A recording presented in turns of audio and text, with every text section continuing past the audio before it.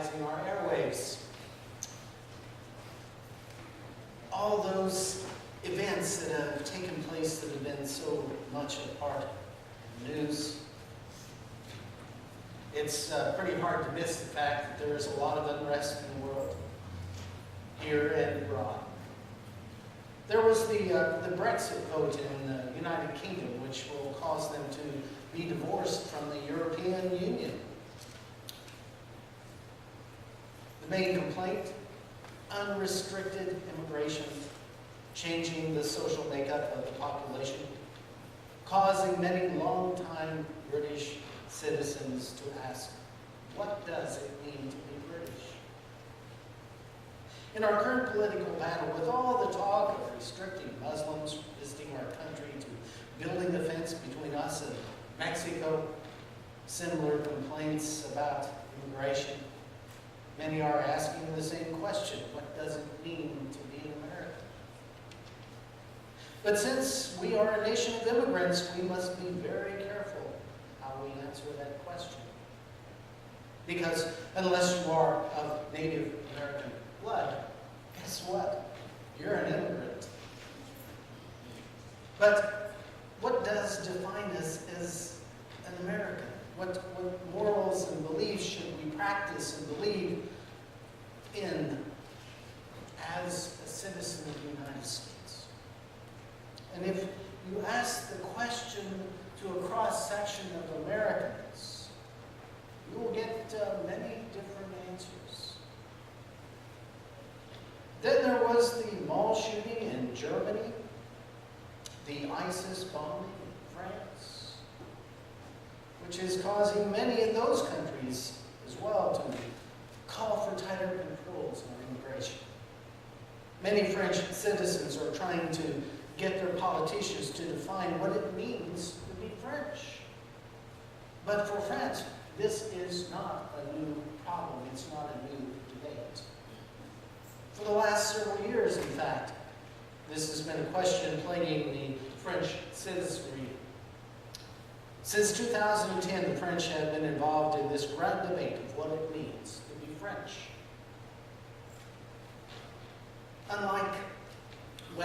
Like folks in other countries, like in the UK, with the insurgence of so many immigrants from other countries, this question has been in the forefront of French politics for, well, most of a decade. What is complicating this question is that many of these new immigrants are non-Europeans who are practicing Muslims or who bring with them other religious cultural practices that are very different from the traditional French culture. So in response to the changing makeup of the French people, the government is trying to define just exactly what it does mean to be French. Several years ago, you may remember, President Nicolas Sarkozy proposed a decree that would ban people from wearing any religious symbols in public. Although this was obviously aimed at stopping Muslim women from wearing the hijab or Muslim headscarf, the law's ambiguous wording would also ban any kind of ostentatious religious symbols. And that means it would also include the Star of David and the Christian cross. Sarkozy's thinking was that the French people were being divided by many different religious expressions, which was distracting them from what he felt was important, their identity as a French citizen. Sarkozy believed his people should be French first, secular second, and religious a distant third, or perhaps not even at all. As I said, this was done back in 2010, but this controversial law is still being tested. And yet other incidents continue to make the news in France. This kind of a law, though naturally promotes civil unrest, causes immigrants and those who look a little different to be singled out. and sometimes persecuted just because of the way they dress. It's just too easy to single out obvious signs, religious, dress, or symbols. By equating a woman's desire to dress modestly or wear a head covering with being unpatriotic, Sarkozy blurred the line between religion and racism. Like us, the French have been in recession. Just like in America, immigrants are often blamed when people lose employment, or for many of the other societal ills which affect us and our economy, especially when our economy is faltering. After debating these issues for several years, trying to enforce these laws that are openly hostile to religious expression, there is still no consensus among the French people as to what it means to be French. What the French have been going through for the last few years begs us to ask ourselves a similar question. What does it mean to be an American? What freedoms should we allow? What should we not allow in our society? Freedom of expression and government non-interference would be very high on the list of most Americans. But if you ask, say, someone who lives in New York City, or someone who lives in San Antonio, or someone who lives in Trenton, Missouri, I would bet you would get some very different responses. Let's take this a step further. Since we are Christian, how would you answer that question for yourself? It was posed to you. What does it mean to be a Christian? Sarkozy suggested that his people should be French first, secular second, and religious a distant third. So are we, as Christians, Americans first, secular second, and Christian third? Or would we say we are Christian first and American second? If we say we are Christian first, does this mean we are unpatriotic and can't be trusted? You see, this issue is not by any means a new issue. Paul is writing this letter to the church in Colossae that is also struggling with the problem of identity and belonging. And since Christianity was a brand new religious movement, they had no role models to follow. It was up to them to define how a church should be run, how a Christian should dress, what defines Christian behavior. It's obvious that Paul is giving guidance to this young church that is being torn apart by disagreements and competing ideas and beliefs, just like in many of our congregations today. Members of the Colossian church had differing ideas about how things were to be done in their church. Now, believe it or not, in some churches, people disagree and they argue about how things are to be done. Do you realize that? I'm sure it never happens here, but it does happen in other churches. Paul wants them to be taken captive not to be taken captive through hollow and deceptive philosophy, which depends on human tradition, rather than on Christ. Our belonging to this church and our identity as Christians does not come from our dress or the symbols we wear. Paul says our identity comes from the one who created us. It comes from Christ and knowing Christ. Therefore, we must be careful not to divide into camps or groups within the church, such as old versus young, or Democrats versus Republican. Do you realize, I remember doing a funeral for a person in one of my churches, I don't even remember where it was, but I talked to the funeral director after the funeral, and he said, well, this is a little different in this cemetery. You see, all the Republicans are on this side of the cemetery, and all the Democrats are on this side. I said, really? He said, oh yeah, it's been that way for years. Male and female, longtime members, new members. We have to be very careful where we draw the lines, or if we even need to draw the line.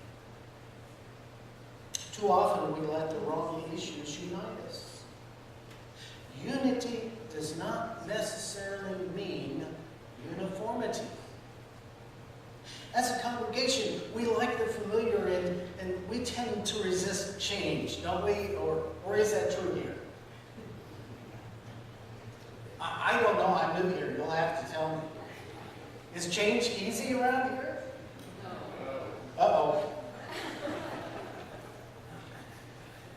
It's far too easy to get caught up into protecting sacred cows, isn't it?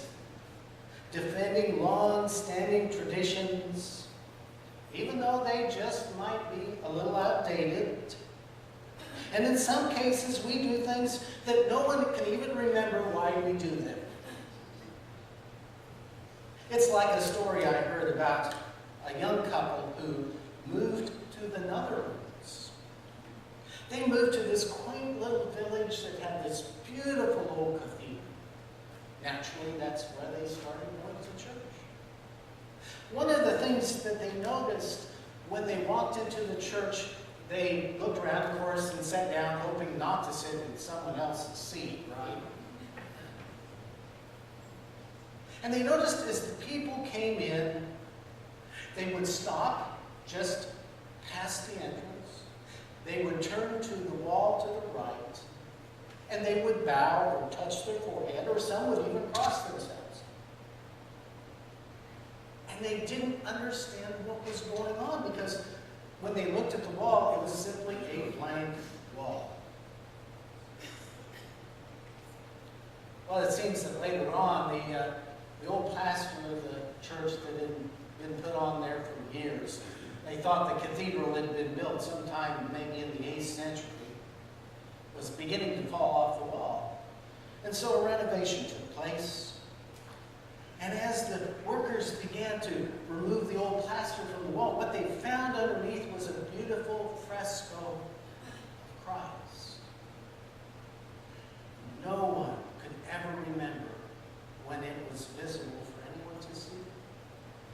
It had been covered over with plaster for centuries.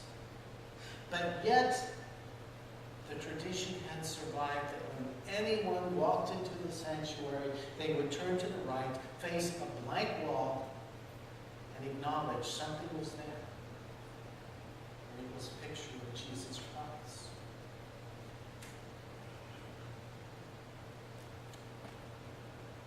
Now, I've heard new people coming into a church, and after they've been there a while, they would ask some of the older members, well, why do we do blank a certain way, or why is that happening? And do you know what the reply usually is? You're right. I'll bet that's been said before around here, hasn't it? Because we've always done it that way. We've always done it that way. Remember, it's never wrong to ask why we do something or consider to change something that has perhaps lost its relevance. But we must also be sensitive to new folks that come into our church. Remember, they don't know our history and they don't know why we do all the things we do. A little help or explanation sometimes is very appropriate.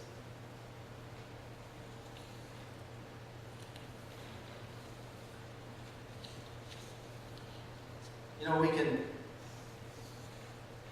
easily separate into different groups. We can get involved in discussions that turn into something that turns out to be a bit ugly, like half of the church wanting green carpet in the sanctuary and half wanting blue. Now, that's never happened here, I know, but it's happened in other places. In fact, I can remember one church where I belonged before I even got into the ministry where people were ready to explode, and one person left the room with a red face during an administrative board meeting because they couldn't agree on whether the thermostat should be set on Sunday morning, 68 or 72. We have to be careful. As Paul reminds us, we as Christians must keep our focus on the main thing, which is our faith in Christ, and the command that he gave to us to go out and make disciples. We Christians need to stop trying to exclude members of other Christian faith traditions that don't do things just exactly the way that we like to do them. We must remember that we are united by Christ, and salvation comes through Christ. We can and we do disagree on many secondary issues with many of our brothers and sisters in other denominations. We differ, for instance, on how we view the elements of the Eucharist, or who should be allowed to receive it. We have differing views on baptism, how it is to be administered, at what age a person should be baptized, how much water is to be used, so on and so forth. We can differ on many aspects of the Christian faith and how it should be practiced. But these differences do not affect the primary issue of our salvation, which comes through the life, death, and resurrection of Jesus Christ. That is the primary issue. In this, there should be no problem at all with Christians having unity. For it is Christ who unites us. As Paul reminds us in verse 8, see to it that no one takes you captive through hollow and deceptive philosophy, which depends on human tradition and the basic principles of this world, rather than on Christ. Remember that unity does not have to mean uniformity. If the French people get rid of all their religious symbols and become even more secular than they already are, do you believe it will make them more French? No, not in the least. It will just make them less religious. As Christians, our identity, our belonging, our salvation comes from Christ. These are the things that really matter. Everything else is a secondary issue. And just so you'll know, even though that I believe we live in one of the greatest countries in the world, and I am proud to be an American, I am Christian first, American second. Thanks be to God. Let's pray. Loving God, as we seek to live out the Christian life, to hold one another accountable for doing so, Lord, guide us, that we would not get caught up in little arguments amongst ourselves, but keep our focus on Christ, that we may keep the main thing, which is to win